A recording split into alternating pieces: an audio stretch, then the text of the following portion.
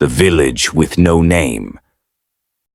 They say there's a village deep in the forest that doesn't appear on any map, a place that finds you, not the other way around, and once you enter, you never leave. 1:02 p.m., Northern Appalachian Forest. Jake Halberd was a seasoned hiker, former military, sharp instincts, and a love for isolation. He'd taken a week off to hike deep into the Appalachians alone. No GPS, just a compass and a topographic map. 3 days into the trek, his compass began spinning uncontrollably. Birdsong stopped, wind died, and then he saw it, a narrow dirt path that hadn't been there before, winding into thick, dark trees. Curious, he followed it. 2:11 p.m., the village. The forest opened into a clearing. There, nestled among twisted trees and moss-covered stones, was a village. Stone cottages, crooked chimneys, and cobblestone paths. Old but pristine, like it had been frozen in time. There were no sounds, no people. He called out, no response. Smoke rose gently from one chimney. He should have turned back, but something pulled him in, an unnatural calm, like the village wanted him to stay. 2:47 p.m., the woman.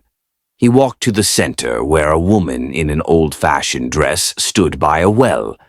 She turned slowly. Her eyes were hollow, her smile too wide.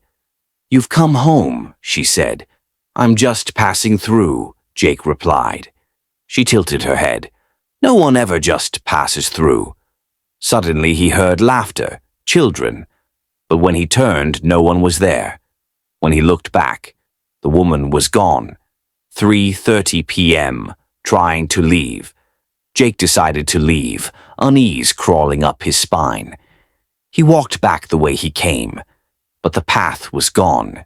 In its place, more trees, more cottages, and the same woman, now in every doorway, watching.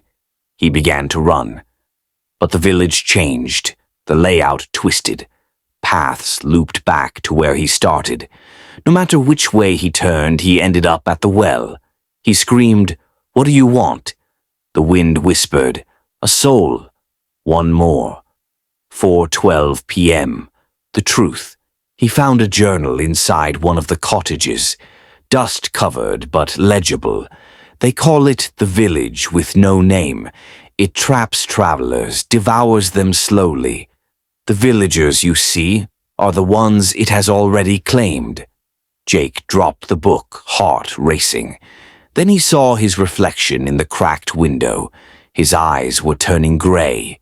His skin pale.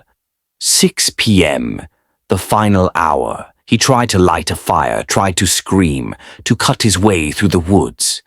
But the forest bent back, closing around him. The village wanted him. And the villagers gathered.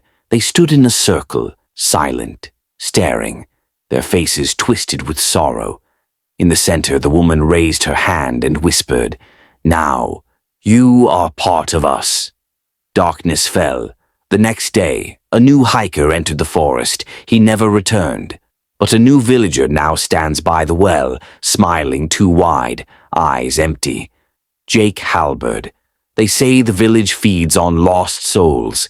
If you ever find it, pray it doesn't find you first.